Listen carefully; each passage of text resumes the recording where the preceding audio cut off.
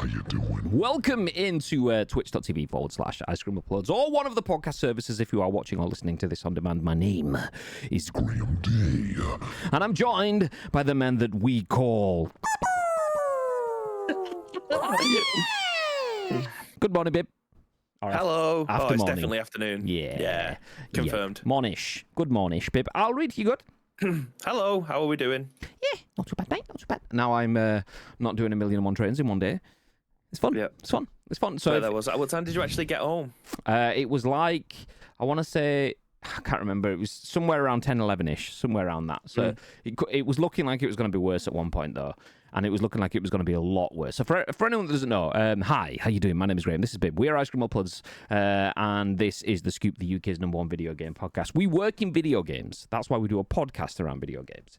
And we used to do The Scoop each and every single weekday at 10 a.m.-ish. But more recently, there's been a lot of work stuff. Like, for example, Wednesday, I had to do like an urban marathon kind of thing. I had 8 trains, 2 transfers between train stations on foot, 2 taxis, and 4 hours of meetings on Wednesday. So it was 4 trains down, 1 taxi, 1 transfer on foot, not even including the walking from the train station to where I'm supposed to be for the meeting at the other end. So 4 trains, 4 transfers on foot, technically, 2 taxis. So yeah, it was like a 14-hour day, door to door, something like that. So it was a bit of a long ass achy day. So I was thinking though it was looking like I wasn't gonna get back till 11:30, 12-ish.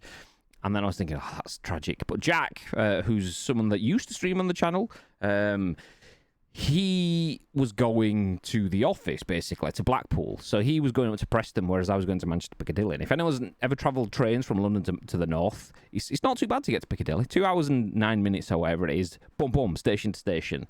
Preston, you set off on a train, and somehow you end up on one of those rail cars where you pull the bar up and down, and there's someone sat opposite you, and you basically have to, like, pedal your way back to the north. So... Gaggard says the north. Yeah, you're not even in this country, mate. Your opinion isn't relevant, mate. Get out, mate. Unless you're Andy Murray, and then all of a sudden you're British again. So, yay!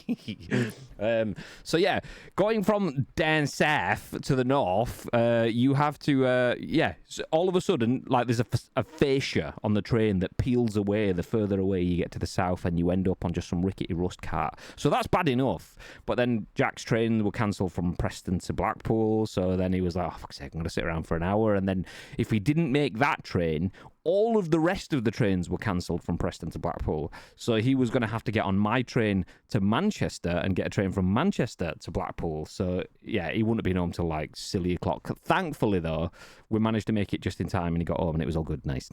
He's still not home till about 11, half 11-ish, something like that. But, yeah. He did tell me, though, that he got there to Preston, and it was a distressing environment. He said they were just full of crackheads. He thought he was going to have to start swinging his bag like Thor to try and keep the distance between him and everybody else. Like, upper crust wasn't open, so he couldn't even get a drink or anything. He said it was literally like a third world country at Preston, which I agree with. Like, it's a horrendous train station if anyone's ever been before. It's not the most pleasant place. It's obviously all outdoor but indoor, so it's all undercovering, but it's completely exposed to all the elements, so it is absolutely freezing. Even when it's 30 degrees, it's still freezing there for some reason. So yeah, it's not the greatest environment to be in, especially when you have a few smack rats all knocking about. It might have even been this morning. It could have been yesterday. I watched a comedy video of some dude saying Preston train station is a grim place.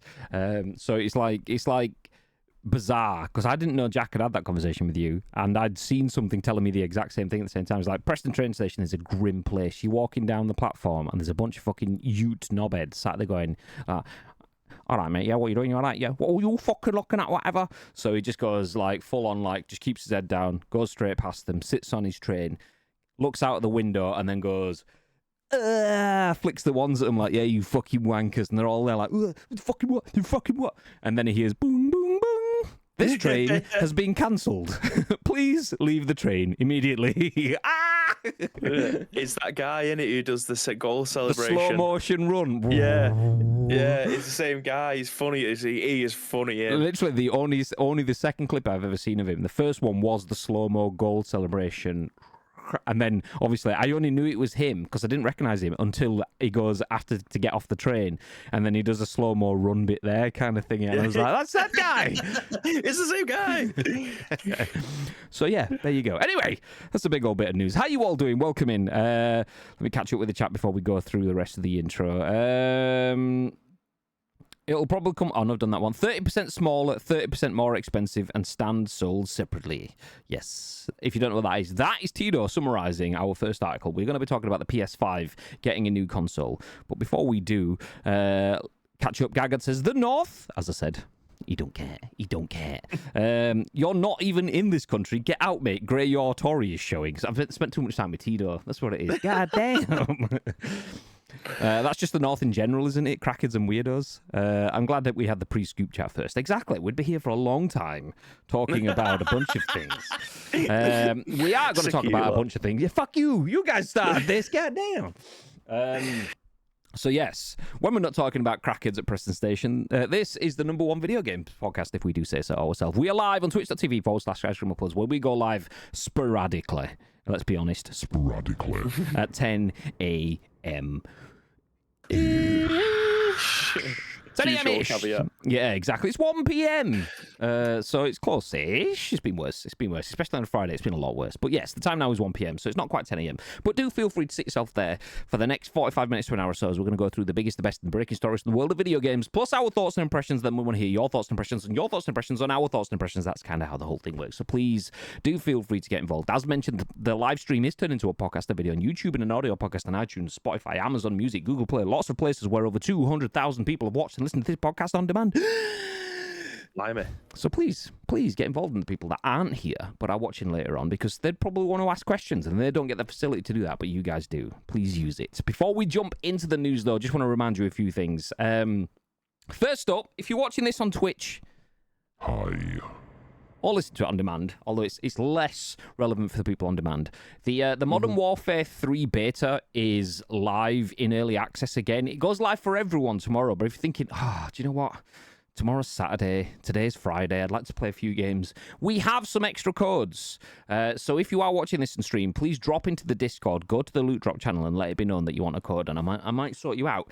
Just be warned that if you do that, like a weapon, Viv, aka what was his GPT name in the is it Scoopy GPT or something like that? Something like that, yeah.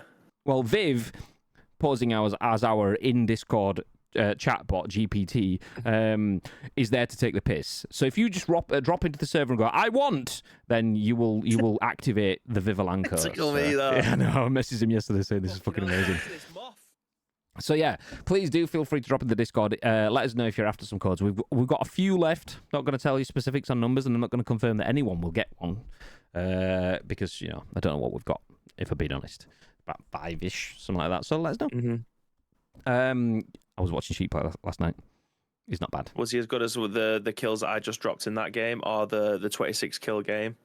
I'm not going to tarnish him with that brush, if I'm honest.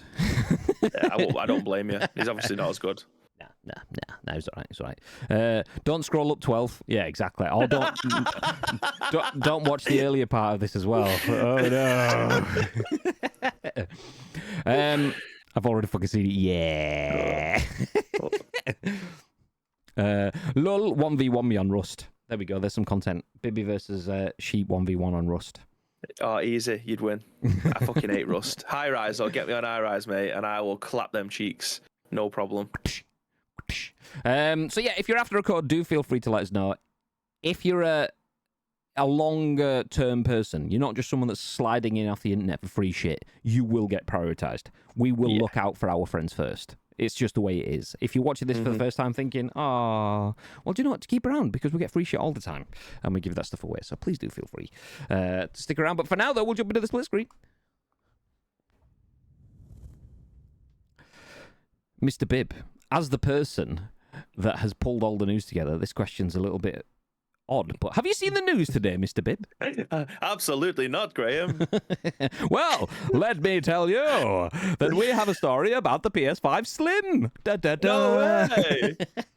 So yeah, we're going to kick things off talking about the PS5. There is a new PlayStation console confirmed. As well as that, we have leaks for PS Plus extras October games. We're going to talk about Sensible Soccer. I know, what year is this? Goddamn. Well, ish. Then we'll talk about Guitar Hero maybe making a return, and !FF. It is free game Friday. So we'll tell you what you can grab for free. 12head has subbed to the channel. He says reluctantly. Bollocks. Fucking loves it. Loves it. Absolutely loves it. Yesterday, he was sat, like, when we were taking the piss, like I say, in the Discord, and he was calling me Greta Thunberg. We've had this conversation already. If you missed it, fine. Go check the pre-show. He called me Greta Thunberg. There you go. That's all the context you need to know. So I was started to respond to him, but I'm sat there partially finishing off my tea, but also because I'm eating my tea and Milo's a little knobhead. He was like, Dad, I want your fucking attention. Give me some attention. Play with this fucking chewed up bottle, but also give me some of your pie. Like that sort of shit. So I started writing, and then I bent down to play with Milo, and then 12 had WhatsApped me and goes, what the fuck are you writing? I'm like, fucking hell. Settle down, man. God. You can imagine him sat there eagerly anticipating whatever knowledge bomb was going to get drawn, and he just sat there just staring at Graham Days typing for ages. It's like sat here reluctantly subbing for 14 months to the channel while simultaneously being like, what's he typing?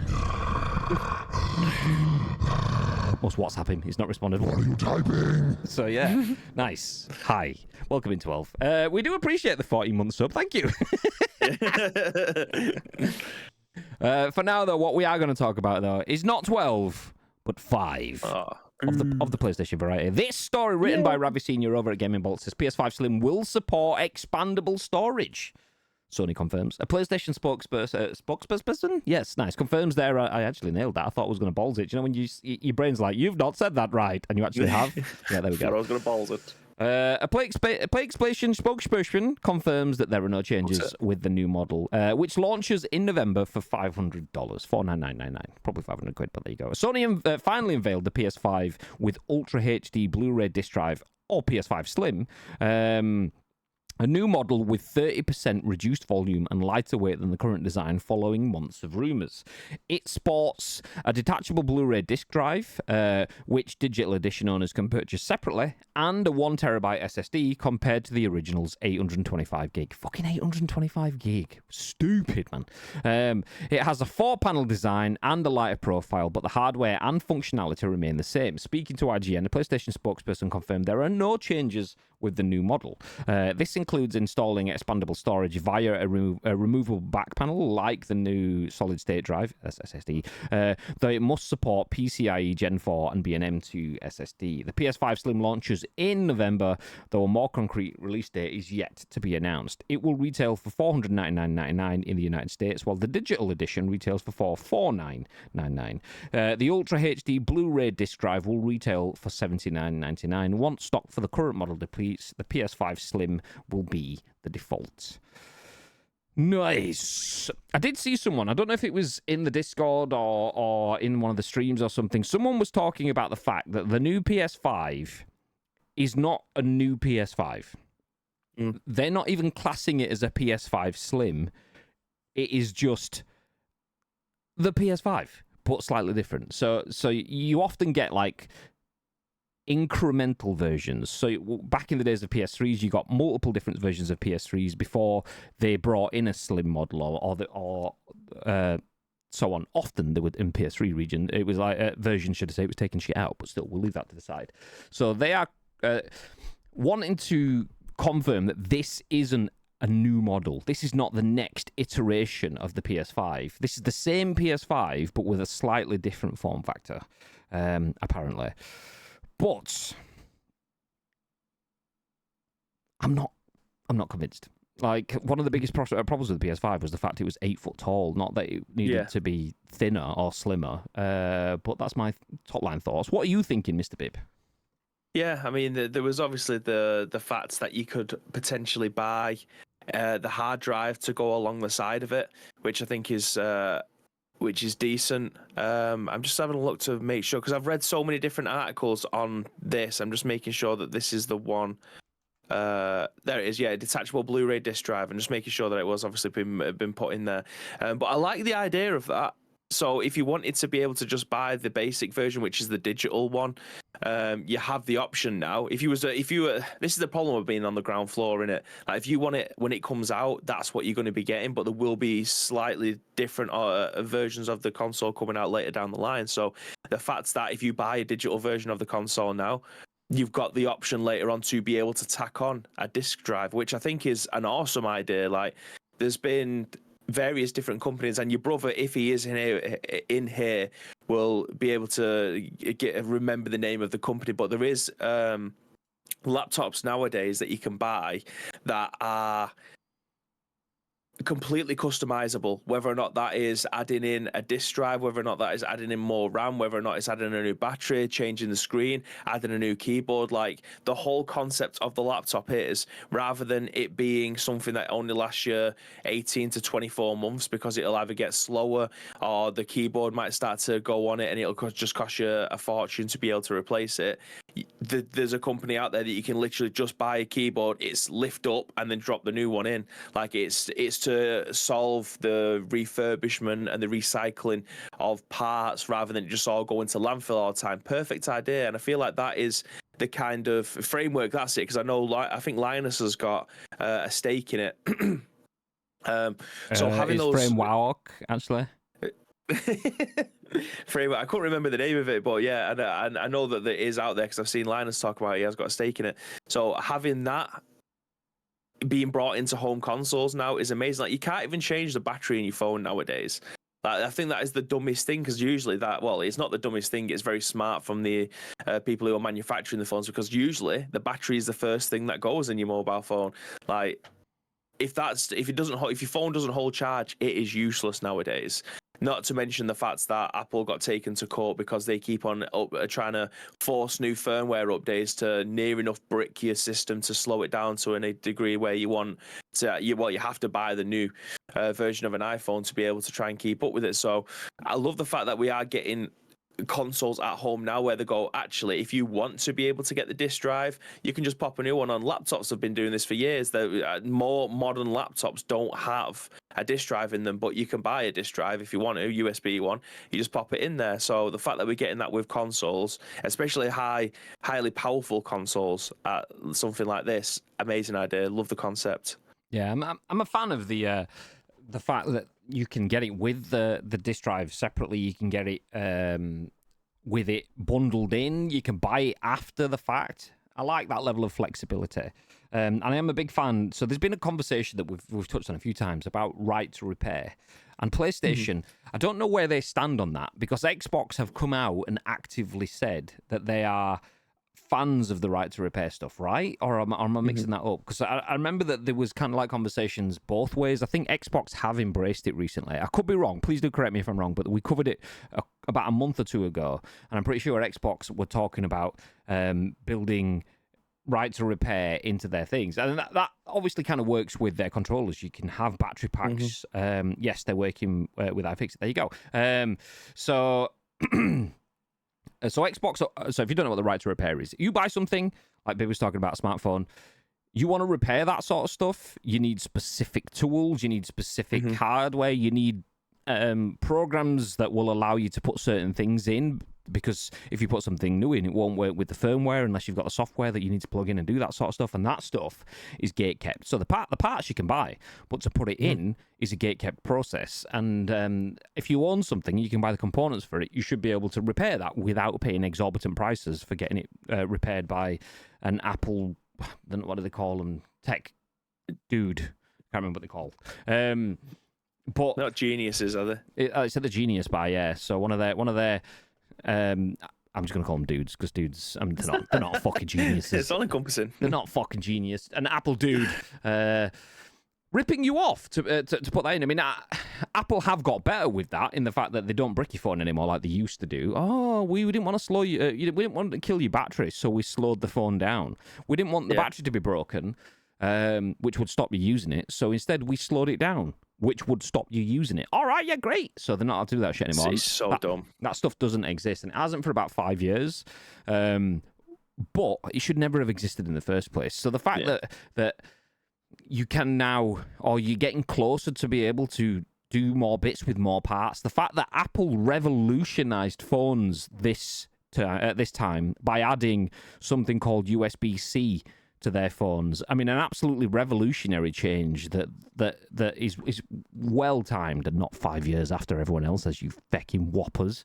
So, I mean, it was more like 10 years. They added the Lightning because they didn't want to go to fucking USB-C, and we got there eventually anyway. But anyway, Apple is getting there. PlayStation, also a big fan of the fact that you can add in external storage that's not proprietary. You can add in a disk drive separately. You can take your faceplates off and you can customize those. Last generation, you wanted more memory. You could buy an SSD, a HDD and put it in.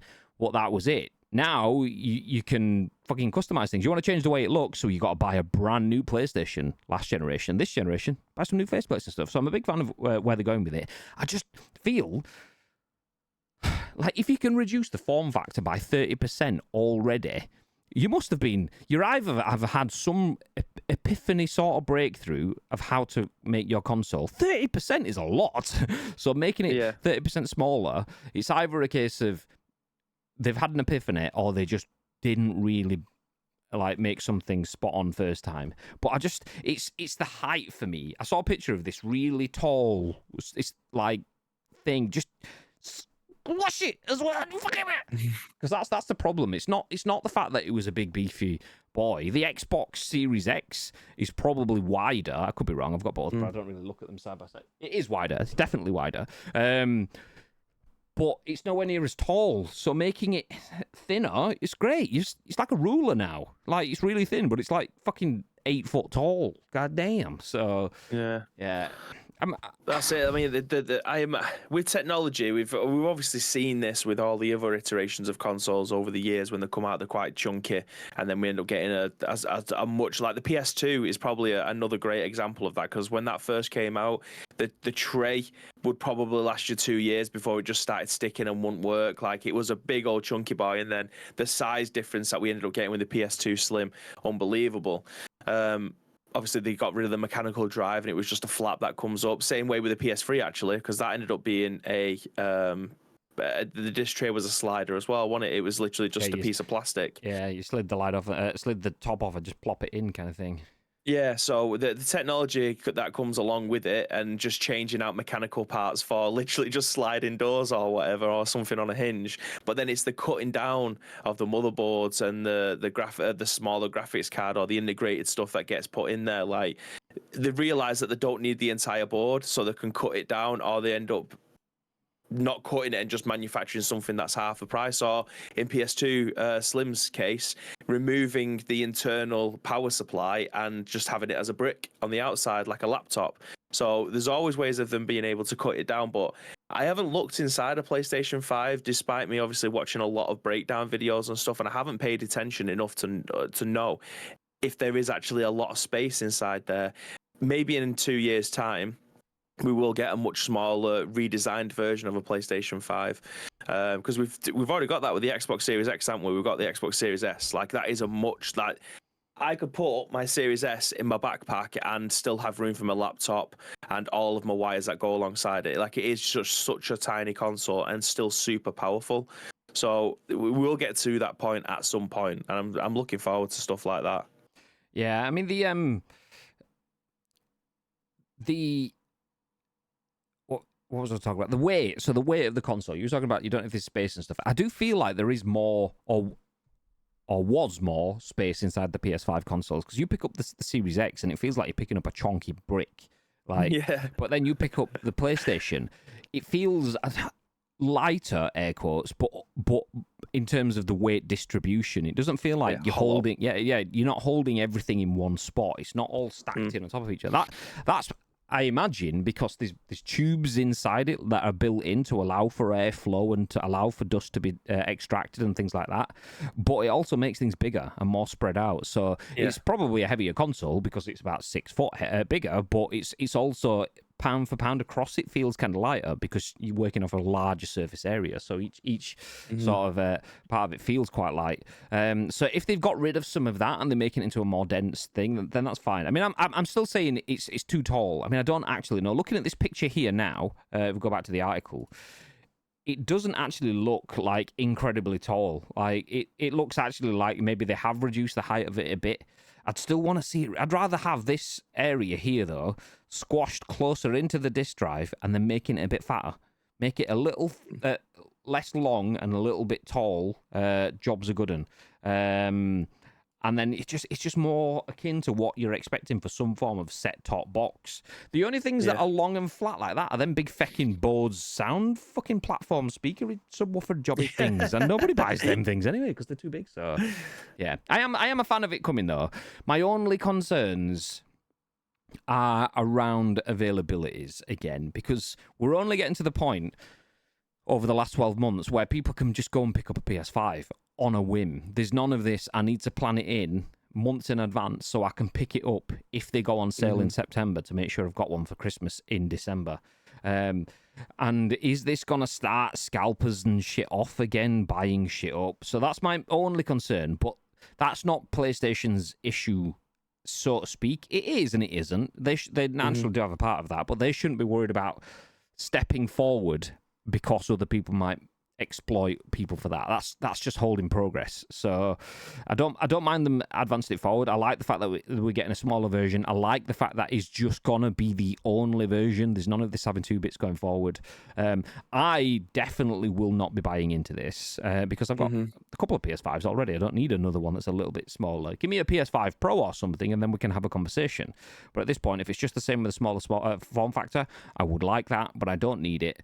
But a lot of people don't have it, and coming out in November is just in time for Christmas, so it would be a great way for people that don't have PS5s to buy in and push that number up from like fucking 50 million to 60, 70 million, so could be a good Christmas for Sony. I would be very surprised if we get to January, February next year and we're not covering an article on The Scoop about it's a record-breaking quarter for the PS5 because it's a brand new one, so yeah. If you've got one, probably not going to change your mind. Some people who like to have the newest and best or whatever will go and trade it in and get another one, even though it's exactly the same. But I reckon it's just going to speak to those people that don't have one, are thinking about upgrading from a PS4 to a PS5. Or maybe it's just Xbox players that just want to play some good games on a decent system for a change. Oh.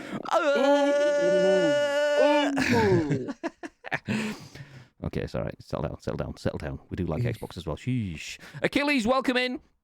The PS2 Slim was helped that no one could buy the hard drive modem adapter outside of Japan for the fat PS2. Scalpers are people too. Capitalism, baby. It might not help prices with memory fabs reducing output again, pushing prices up. Oh, really? Anyone looking for an analog pocket? We have two. We've got a white one and a black one in the studio. So not us. Why are you scalping analog pockets, Cookies? Because we got one message in support of scalpers, and now you're trying to flog an analog pocket. You have 6. So yes, Jesus, yes, you are. What are your thoughts on it? Do you like it? Do you use it a lot? I have a family to feed. You can feed them all, each an analog pocket for breakfast. Okay, we'll put a pin. We'll put a pin in that article. PS5 Slim has been announced, due out in November. Exactly the same console as the PS5 that exists already, just with a smaller form factor. So if you're interested, pick one up. If you've already got one, you don't have to. It's fine. There's no pros about it.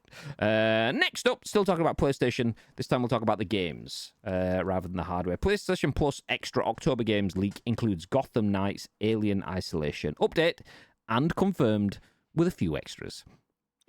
So we'll jump past the update and go to the original story first then. A short while after being made available as part of Xbox Game Pass, Gotham Knights looks set to make its arrival on Sony's subscription service, along with some suitably scary offerings for October. That's according to reliable leaker Deal Labs, which has revealed that PlayStation Plus Extra and Premium subscribers will soon get their hands on Gungrave Gore, Elite Dangerous, Dead Island Definitive Edition, Alien Isolation, Disco Elysium The Final Cut, The Dark Pictures House of Ashes, Gotham Knights, and Far Changing Tides. The full list will reportedly be made official this Wednesday, aka 2 days ago. The games will then be made available from the 17th. So now we'll jump up to the update. Update! As expected, Sony has confirmed its PlayStation Plus Extra lineup for October. The following games will be joining the service on the 17th. So I've just been through most of that list, but I'll go through it again. Gotham Knights, PS5. Disco Elysium, The Final Cut, PS4 and 5. The Dark Pictures Anthology House of Ashes, 4 and 5. Alien Isolation, PS4. Dead Island Definitive Edition, PS4. Outlast 2, PS4. Elite Dangerous, PS4. Far Changing Tides, PS4 and 5. Gungrave Gore on no platform. Doesn't give you any information on what platform that's on. That's great.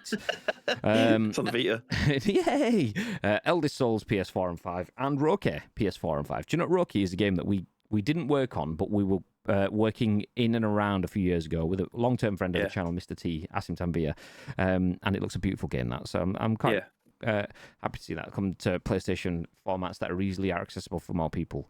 Even though it doesn't include me, because it just means more people can get to play it. Anyway, premium subscribers will also see the addition of the following titles: Tekken 6, Soul Calibur Broken Destiny, Ape Escape Academy, and IQ Final. Nice. So if you pay for one of the... I'll just use the word premium, even though there's a million and one different names for them, and I never remember. If you pay for one of the more premium PS Plus packages, there's some good stuff coming. What are your thoughts, Mr. Bibb? Yeah, like I said, there's some good stuff coming with that. I mean, they're obviously trying to, well, I say obviously, they are trying to replicate what Game Pass are doing over there, and Microsoft are doing such a great job that these games are, say, bridging the gap, but just giving you more incentive to try and try out their service. I do think their service is still expensive for what it is, especially if you're going up to the premium side of things, but at this moment in time, you probably can't argue with the games that they've got over there. Even if you're subscribing for a month and you are someone who's on your PlayStation every single day, if you buy maybe a 2-month subscription, chances are you're going to put a serious dent in the games that are available in that catalog, and you probably won't need to subscribe for a 3rd month. So the incentive for them to try and keep on taking your money is there. It's just the balance in between what you have on Game Pass and what you had on PlayStation. There's just always been such a monumental gap between them. But PlayStation are doing their best, I think, to try and bridge that gap as best as they can with what they have available to them. Yeah. I mean, I do feel, so the bit that you were talking about, let me turn my audio bits back up. Nice. The bits that you were talking about in terms of completely mental block then, because my audio, I had noise in my ears, so I turned my audio up and I've forgotten what you've just said. So I was talking about the gap between what a Game Pass and PlayStation offer. There we go. So no, the bit you were talking about in terms of like subscribing and then cancelling your subscription for a month or so on once you've made the dent in the offering. I'm a big fan of that sentiment, particularly if you're watching something like a Netflix or so on. Netflix will regularly have a drought of content where it's just got a duff film that should, in theory, be great because it's got The Rock in it, or Gal Gadot in it, or Ryan Reynolds, or all three, or a mixture of kind of thing. But there just really so much of it that's just like, it's an easy watch, but not a non-memorable easy watch kind of thing. That you think, I can't be arsed. What am I paying my subscription for? I'll cancel it for 3-6 months and come back when there's 6 months worth of stuff. And the same applies to Game Pass. And the same applies to PS Plus Extra, Premium, and whatever. But I definitely believe that applies even more to PS Plus packages than Game Pass. Game Pass is still the best deal in gaming. I have Game Pass. I have PS Plus Essential, but I'm not interested in paying for Extra or Premium because if I was going to pay for one or the other, I would still definitely pay for Game Pass over those. But when you get things like Gotham Knights, Alien Isolation, Dead Island, Outlast, Disco Elysium, there's a bunch of stuff there, particularly if you want a Halloween theme. You're going through October and you think, okay, I want a week full of smashing Dark Pictures Anthology, Alien Isolation, Dead Island, Outlast. There's a bunch of games there. That's your Halloween sorted right there for 1 month of that. So in that sort of sense, this is where these packages are amazing. People are very much in the mindset of, I'll subscribe to a platform for a long period of time. You get yourself into a transactional approach to a subscriptional system, you can save yourself an absolute fortune. You pay for 1 month and go hard on it, then yeah. Big wins. We are, as human beings, quite a loyal bunch of people. Like, a lot of people won't change their banks if they have a credit card unless they absolutely have to. Or someone says, I've just managed to save this amount and moved it over. Same with mortgages and stuff like that. As people, once we're in at the ground floor, chances are we're not going to change. But if you are, like you said, quite a shrewd shopper, and have a look what's available on the market. Sure. And I'm not saying just going directly with PlayStation, because there obviously is ways around that. Not that I am endorsing any other third-party site to be able to get your membership subscriptions. Sounds like schmeedy schmeege. Yeah. So yeah, there is obviously alternative ways to be able to save some money as well. So rather than tying yourself down for 12 months at the top dollar price, there is ways around that. And as gamers, I'm fairly certain you guys all know what I'm hinting at. So yeah, I fully agree with you. Netflix now can't share passwords. If it realizes that you are not in the home of which the account has been signed up for, you're knackered. You have to sign up to yourself. And it's a conversation I actually had with Samantha yesterday, saying like, do you reckon that they would have had more sign-ups, or do you reckon people would have just not signed up at all? So like the current user base of people watching their products might have gone down because people are going, do you know what, I'm not fucking giving them a penny. Boston, we split the 12 quid between us, and then we was happy, but now they ain't getting my 6 quid. Like, do you reckon that there would have been some sort of drop off with that at the moment? I reckon there could be. We actually paid for Netflix because there was a bunch of stuff coming, and Chloe was watching Brooklyn Nine-Nine. So tell me why. Yeah. So it made sense for us to renew, although it was a fucking stupid cost. So it does feel like they will know they will have a drop off, and that you'll probably see a change when it comes to stats as well. Like, this is the most watched thing on Netflix. So many billions of people have watched this 76 bajillion times. They'll stop reporting on that stuff because they have, by default, made less people have access to their content. So they will have a drop off of things. So you'll start to see more of a shift towards revenues, just like elongated Muskrat did with X, Twitter. Fucking his Twitter is not X. He alienated shitloads of people. There is less installs. There is more people leaving the platform. There is less impressions, but there is more revenue. The people that are there is milking them. So it's a horribly predatory system. So you'll see their approaches to talking about that system change. And the same thing with Netflix. I wouldn't be surprised if we get less the most watched thing on Netflix in history, but more about the most profitable thing for Netflix in history. That sort of stuff. Okay, with no college education, I got tired of working harder. It makes sense. And since it's a non-tax business, I do donate 10% of my profits to Children's Cancer and Research Fund. I'm not a complete scumbag. Yes, you are. Yes, you are. Yeah, no. This is where it's a very nuanced conversation. We don't have time to go through it now. My general consensus. What? Douche douche douche douche wee wee wee douche douche douche douche wee wee wee douche douche douche douche wee wee wee douche douche douche douche wee wee wee douche douche douche wee wee wee douche douche douche. I'm assuming that's Jordan. That is Jordan. Yeah, I had to double check myself. Where the bloody hell salted crisp come from? Yeah, so Enix, aka all of the other names. Jordan is usually the one that does the long sort of like subscribing stuffs, and it was 37 months as well, so it was there's not many people that are around that long, so that's why I kind of knew it was him. But yeah, where's Salted Crisp come from? Anyway, the bit I was saying, it's a very nuanced conversation. We don't really have the time for it. If you ask me generally, I don't like scalpers. Not a fan. That said, if you're just buying stuff and selling it on, it's business. It is business at its core. The issue with scalping for me is when people do it en masse using technology that gives them an unfair advantage. If you're just buying and selling, then I don't have a problem with that. If you're using software to take stuff from people's hands to then put it back in their hands at an extortionate price, then that is extortion to an extent. So, but it's a whole nuanced conversation. That's the very simple way of putting it, but naturally, putting it that way can be quite inflammatory. So if you have any issues with that, then do feel free to bring it up with Bib in the Discord, because he would love to fight my fights with me. Anyway, I changed my name because someone in esports named themselves Enix and did something bad, so people thought it was me, so I had to change my gaming name to Crisp.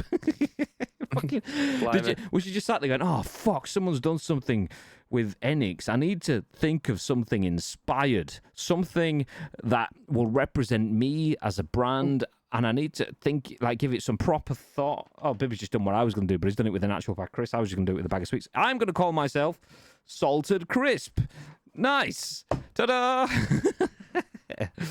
These are the absolute tits, by the way. Nope. What's it's crunchy, flaming hot? They're basically like knickknacks, but better. And I love a good knickknack.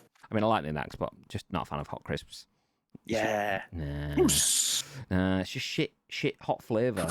Shit hot flavour. Like, give me 75 acres of cheesy nachos, What's-Its, Doritos, any of that sort of stuff. But when you go to LA, everything's fucking cheesy hot. And there's there's hot and then there's cheesy hot. It's like, where's the fucking cheese? You have to dig to find the cheese stuff. So yeah. Cheesy hot. No, I got a load of death threats. Sorry about Salt Crisp. I didn't mean it. Says cookies. There was a review. The numbers only dropped about 10%, I think. So it was a total about 5 or 6 million. Yeah, but I wonder how much money. I bet they've earned that back. I would be surprised if the revenue stream hasn't gone up, because I know a lot of people that, like Bibby said, people are loyal / lazy, and they just think, oh, fuck that, I can't be asked watching some sort of dodgy streams and shit. So yeah, I'll just pay the money now, and I might cancel it at the end of the month and then never do. So yeah. Anyway, next story as we jump into it. This is written by Chris Scullion at VGC. Sensible Soccer creators Sociable Soccer is finally coming to consoles with a FIFA Pro license. This, for those that don't know about this, by the way, Sociable Soccer has been coming to console for about 1,012 years, give or take. It's actually been a long ass time. Oh, it says it here now, never mind. The series has been mainly mobile only, despite promises since 2015. 8 years. Sheesh. So Sociable Soccer, the arcade-style football series created by Sensible Soccer designer John Hare, is finally coming to PC and consoles. The game was originally released on early access on Steam in 2017, but was pulled from the store after a deal was signed to make the series an Apple Arcade exclusive in November 2019. However, this exclusivity period has ended, and the game's latest installment, Sociable Soccer 24, will be released digitally on Switch and PC via Steam on November the 16th. This will then be followed by PS5, Xbox Series X and S, PS4, and Xbox One versions, plus physical releases on all formats in the first quarter of 2024. The latest entry will also be the first to feature an official FIFA Pro license, meaning the game will contain more than 10,000 licensed player names. Quote, stop talking then, because I don't know if that silenced the sirens from you guys or not, but we'll see. Quote, this partnership with FIFA Pro makes Sociable Soccer 24 the only FIFA Pro licensed arcade action football game currently on the market for PC and console. Developer Tower Studio says Sensible Soccer and its sequel Sensible World of Soccer are widely regarded by football fans among the greatest football games ever, thanks to their fast-paced arcade-style gameplay. Sensible Soccer creator Hare first started working on Sociable Soccer in 2008. Then, in 2015, a Kickstarter campaign was launched, which was ultimately unsuccessful.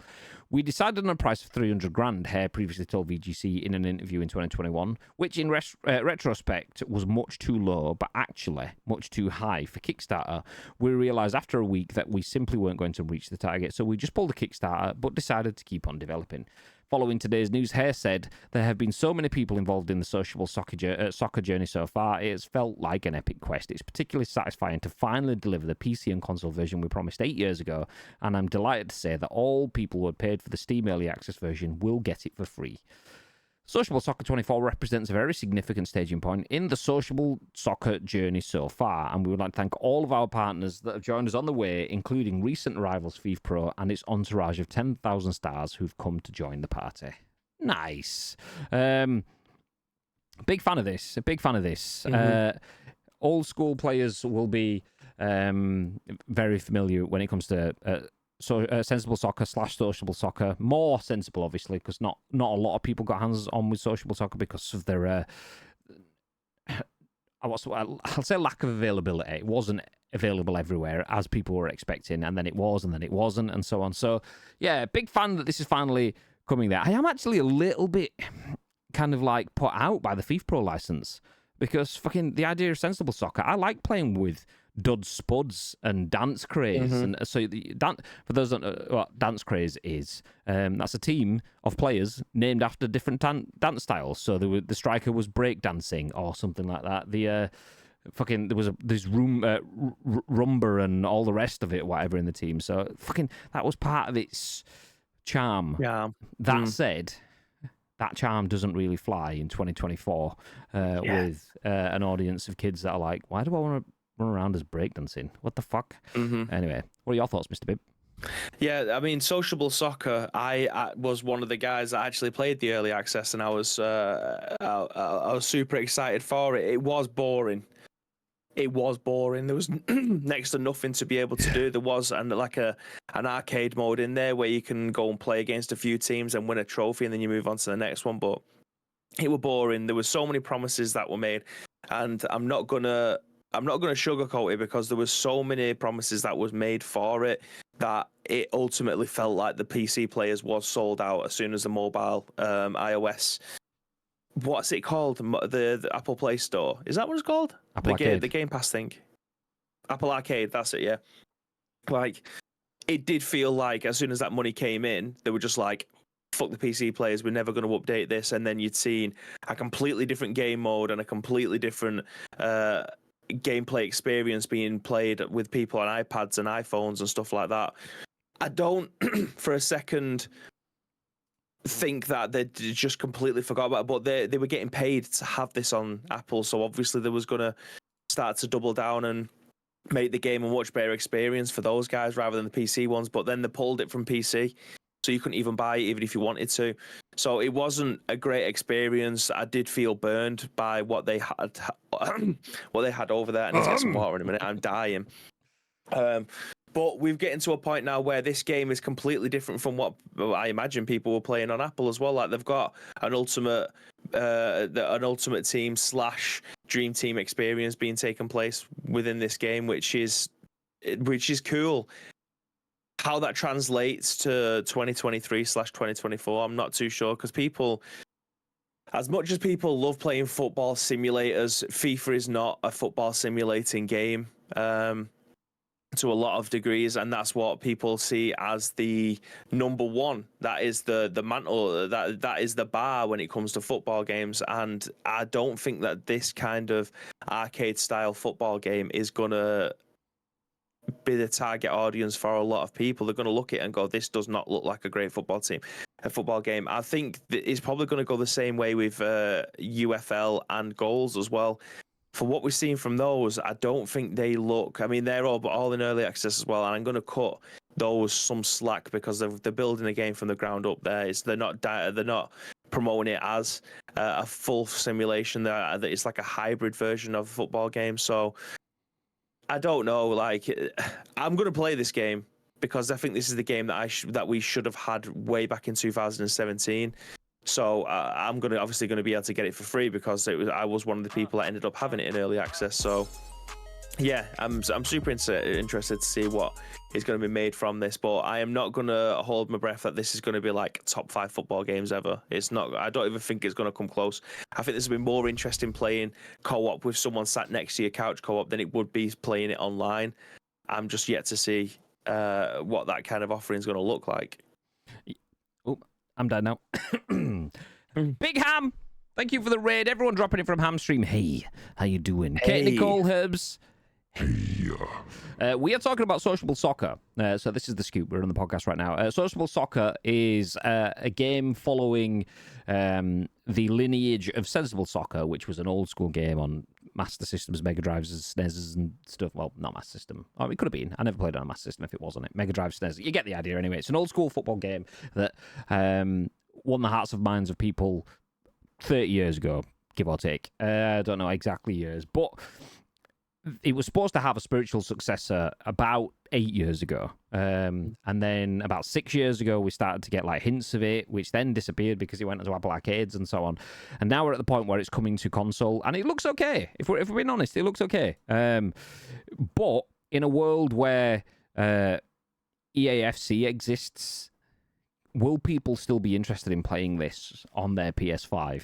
Because it looks very much like a mobile game, because that's what it has been, a mobile game, and that's what it's meant to be. Following on, I mean, the visual fidelity on this is light years ahead of what Sensible Soccer used to be, but that's the point. It's light years ahead, but it's not trying to be anything else, just an arcade bit of fun.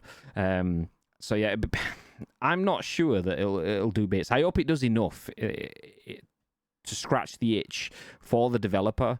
So John Hare and the team that have been working on this, I hope it does enough to wipe its face and then some, so that they get a little bit of success off the back of it. I can't see it going big, and I feel like football games 10 years ago, when they were talking about this, there was probably a spot for football gaming nostalgia there for that sort of stuff. But football gaming nostalgia now, 10 years ago, was 2013. And that was a very, very good point in football game development. And football game hasn't moved on much in that 10 years, which is a good and a bad thing, I suppose. But now when you're talking about football history, people still expect something that's akin to what they're playing now. So 10 years ago, people would have been more receptive to this idea. So the fact that they didn't get that Kickstarter, the fact that they didn't get any extra funding, and the fact that they've done it on their old Steam is admirable, but it's also probably going to stun what we can expect from them. But that's talking whole of market. From my perspective, I definitely would love to give this a go. Give it a couple of hours, have some fun, maybe install it on a mobile device for when I'm on a train or something like that. Jobs are good, because I do have a gap in my life for a portable football game on a mobile device, and this could be it. This could be it. Looks kind of like International Superstar Soccer. Well, it's based off of Sensible Soccer. So if you remember Sensible World of Soccer a million years ago, it's similar. So pre-ISS, but it does look similar to ISS in that sort of sense. That sort of PS1 era-ish football game. That's kind of what we're looking at there. The thing is when I talk about people want more, this has been on an Apple device, and we're talking PS1 graphics. An Apple device next year will have PS5 graphics. Yeah. Resident Evil 4 remake at a PS5 level is going to be on your iPhone. So this is nice to see, but objectively, from an industry standpoint, it's probably a bit too late, which is a bit of a shame. Speaking of late, actually, let me jump into the first article that we had on screen, because I saw this in the suggested articles within that one. We're talking about the PS5 Slim. I'm talking about size-wise. Actually, do you know what? I'll take back some of my earlier comments.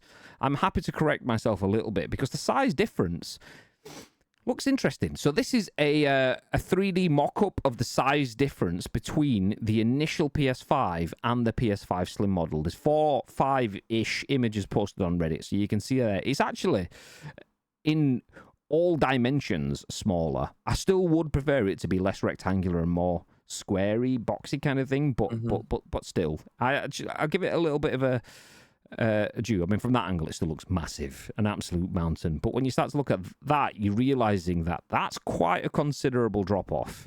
I mean, the base plate is a lot wider, so it needs a much larger footprint now to stand up than it did previously.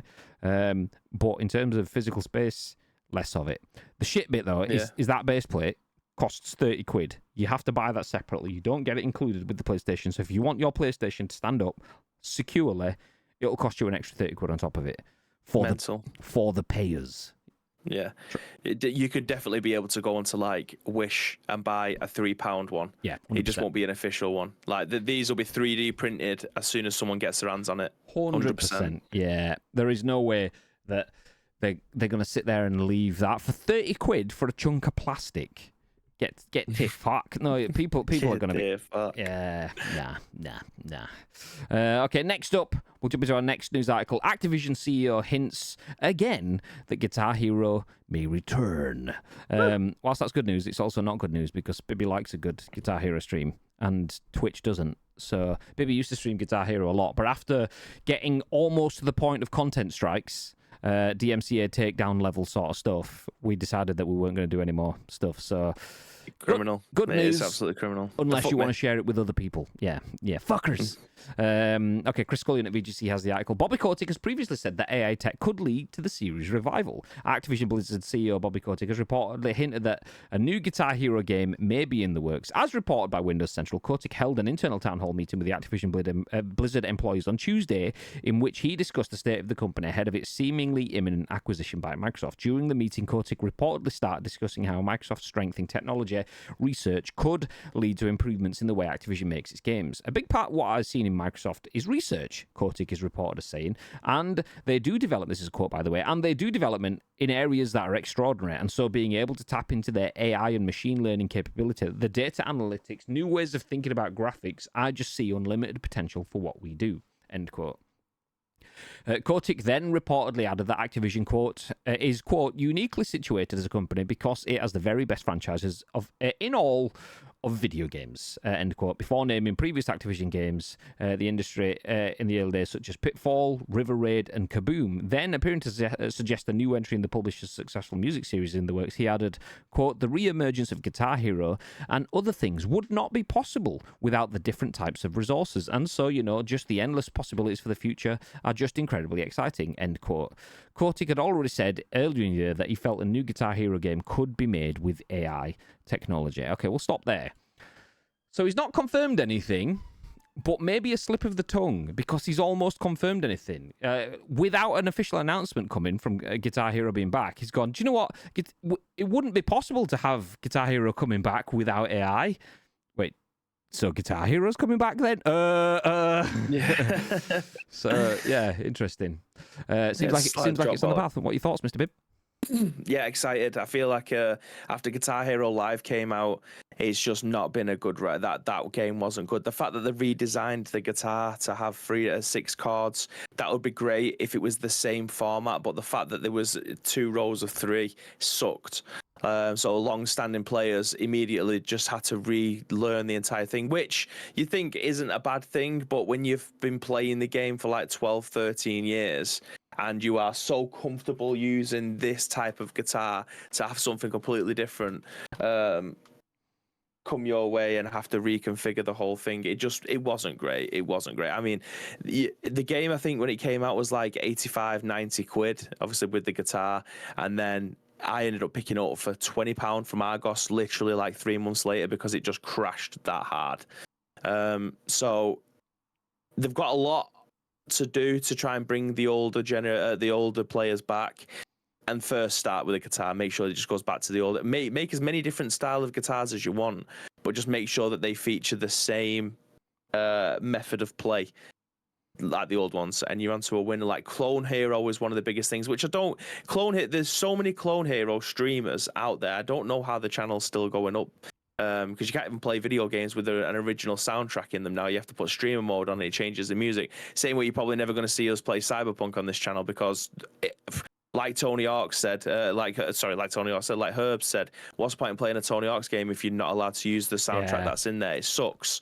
And that's the whole part of it. It's synonymous like with the game like that. Yeah, watching the Guardians announced trailer was terrible, because you got like, rather than but you got like a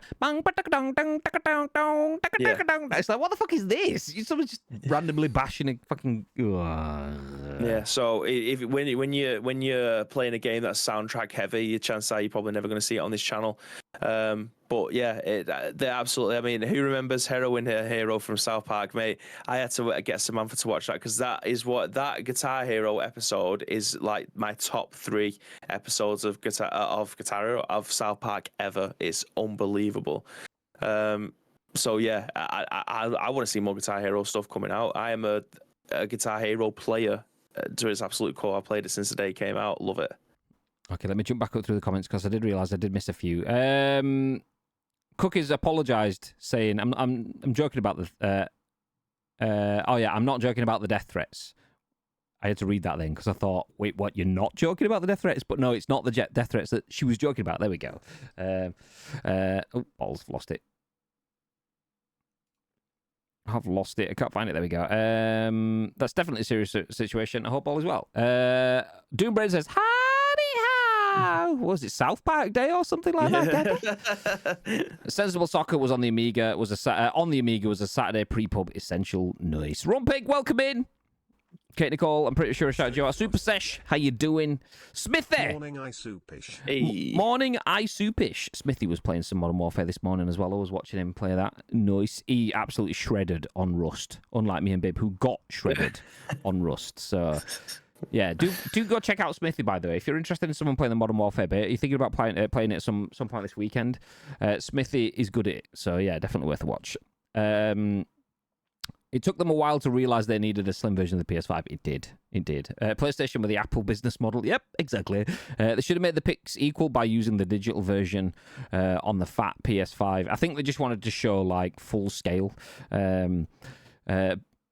I've got that. Yeah, so who remembers the heroin hero from South Park? Was a fire episode, same as the WoW episode. Herb says, episode's fantastic. What about GTA? I haven't seen any streamer playing GTA, but I assume the radio will trigger a copyright warning, right? Well, it does. So if people play RP, they have a different soundtrack to it now. So a friend of the channel, MC Fixer, he releases music, and his music is included in the soundtrack, as is a bunch of other people as well. So they have a stream-friendly soundtrack within RP now, but you play in the main game, yeah, you're opening yourself up to issues. Because GTA and the whole radio, Los Santos, and all that sort of stuff was a wonderful concept for a world that didn't have to adhere to DMCA because you were playing it in your room at home. So, yeah.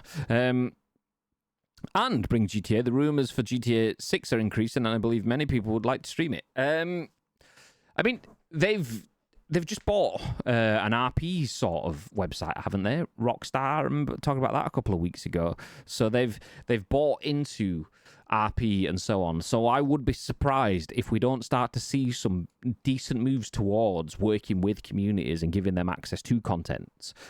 Whether that fully goes into the DMCA stuff and allowing that's not just on Activision. Rockstar, should I say, and Take-Two. That obviously requires Sony and BMG Music and everyone else around the world, Universal Music Group, to go, okay, yeah, we'll figure out a way to make this work with Twitch and with YouTube and with where everyone else. So, but hopefully, the fact that we're starting to get them involved in that a bit more, we'll see a little bit more.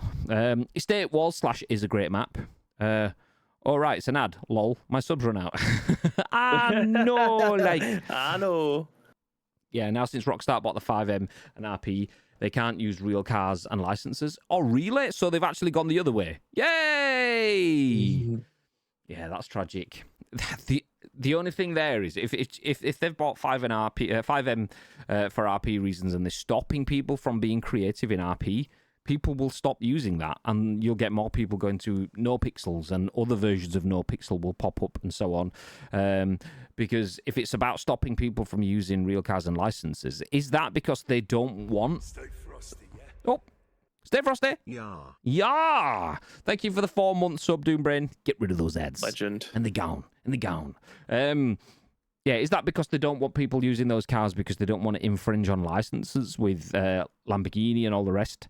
Or is it because they're thinking, okay, this is an opportunity for us to get some content packs in here. We'll go full Fortnite and PUBG and stuff, and we'll get an Aston Martin crossover, and we'll get new skins and stuff like that, so possibly. But also, the simple fact that if they own 5M, they are eligible for court cases, and Lamborghini aren't afraid about picking up that cash. So yeah, it is a shame. It's a shame. I hoped it might bring good stuff. Hopefully this is the necessary bad shit that comes to allow them to focus on the good shit. Fingers crossed. Raspberry Pi 5 coming soon. Ooh. I've never used any, so my excitement stops there. I am excited because is rest in peace, Steve. He's not dead. He just left ICU. Bless him. When people leave ICU and Jelly Media, they're dead. They're dead to us in a nice, positive way. But Steve, proper tech guy, could do anything with a Raspberry Pi. So I'm very appreciative of what a Raspberry Pi can do. Obviously, the mechanical version, not the food. But have no idea on how to do any of it. So it's exciting to a point. Anyway, speaking about exciting to a point, go on then, Bib. Pick up your guitar while I type !FF. Go on then, simulate the play. 3, 2, 1. Free game Friday. Nice, nailed it. Anyone would have thought that he wasn't playing that, but he definitely really was legitimately playing it. Nice.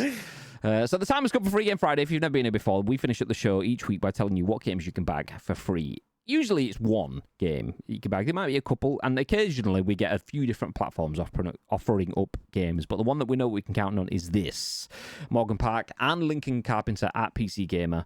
Was there an animated logo on PC Gamer? Is they celebrating something? I don't know what it is. I'm not going to click on it. Anyway, Epic Games gives away a game every week for free, and PC Gamer always let us know what it is. So from October the 12th to October the 19th, 2023, Blazing Sales and the Cube Ultimate Bundle. So there is 2 games that you can bag right now. So the Epic Store's freebies this week are all pirates and puzzles. If you think the ocean's a little too open, Sea of Thieves.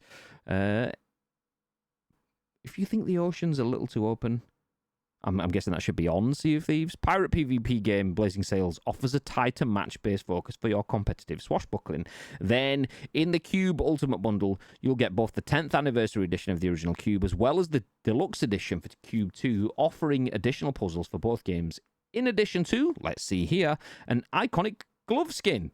I sure love deals. Nice. So Blazing Sails and Cube Ultimate Bundle are both free this week. The interesting one where it starts to speak to me, is a game that I fully streamed on the channel. The Evil Within is free next week, October 19th to October 26th. Great game.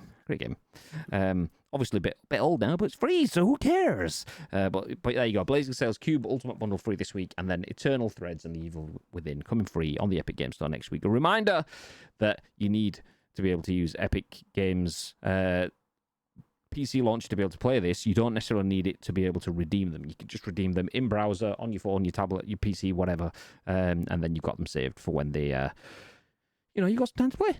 Nice. All the chords were correct. He nailed it. I know. Perfect. I can learn during the cough. Anyone can. Then you can sell them preloaded. Nice. I use a Pi 400 for RetroArch. 20,000 retro games on one tiny computer. We'd more likely be using them at an event to make sure like screens are showing what we want, where we want, and how we want, kind of thing. But yeah, I'm still using the Raspberry. But our Pi 1B and 2B never went to the 3 or 4 or 0 models. Oh, great! Don't know what that means. I kind of figured it out, but yes, there you go. Our Pi 1B and 2B never went to the 3 or 4 or 0. Nice. Talking in code. Anyway, we're going to finish things up there. Thank you very much, everyone, for dropping in. Let me give you a little bit of a recap. So not only was there some games to bag for free, before that we talked about Guitar Hero maybe making a return. Before that, we spoke about Sensible Soccer's sociable soccer game finally being available with the FIFA Pro license. We spoke about PlayStation Plus games coming this October for the extra and premium platforms, and we kicked things off talking about the PS5 getting a slim version, which comes with expandable storage, as all the other versions. Basically, apart from being a little bit smaller, 30%, it's exactly the same platform. Nice. But that's it. I'm back. What did I miss? You missed it. Everything. Fucking everything. Number 2 mod. God damn. Okay, we are going to disappear. Do stick around, though. We're going to drop a raid on one of our friends. We're not sure who it is because we haven't had a quick look, but we will do. If you stick around for the raid, you get to support them, and you get a few extra sprinkles on our channel, which means you can spend it for doing things like asking questions, playing Double Trouble games, or tinkering with the lies, whatever you want. But before any of that happens, Mr. Bibb, is there all you'd like to add? Yes, thank you very much to each and every single one of you that have joined us for the 2 episodes of The Scoop this week. If you want to help join our remaining shows next week, I'm not necessarily sure how many there will be, but we will have some shows for you. So there is 2 ways that you can help shape those shows. First of all, find us on social media. It is at Ice Cream Uploads across all major social media platforms, or alternatively, get involved with our Discord. If you're watching this on any of our on-demand services, go into the description below. All the links that you require will be listed there, but all we need from you is a URL plus your thoughts and opinions. We will then give you our thoughts and opinions on the very next show, which will be at what time? At some point next week, Mr. Graham Day. Who knows? Ish. 10 a.m. Monday-ish? Ish. So yeah, that's it. Have yourselves a beautiful weekend. A couple of reminders that I will be back tomorrow morning playing some PUBG, chasing crates with mates. I'm pretty sure Lotus and Nietzsche will be joining me. So if you are around and you do want a few games, do feel free to join us. Then nice. And Bibby will be back tomorrow evening, right? Correct. Yeah. So feel free to jump in. We've got some pretty much full day of content, apart from the gaps in and around it. So it works. So yeah, do feel free to join us tomorrow for some PUBG. And are you playing Modern Warfare 3 beta? Yes. Oof. Oof. I see UFC I was thinking when. about a little bit of eFootball, so I don't know. It might have a little bit of a switch up. I'm not too sure. Oh, there you go. ICFC would have been tonight, but Bibby's let us down. Yeah, He's let us all down. I've got stuff to do. He's let us all down. Got family things. So yeah, soon. Air quotes. TM. Pre-season will be kicking off soon. Pre-season, I promise you. Soon. For now, though, we will disappear. There is a raid going for Quick Stop Hicks. Do feel free to stick around for that. But yeah, until next time. Stay frosty.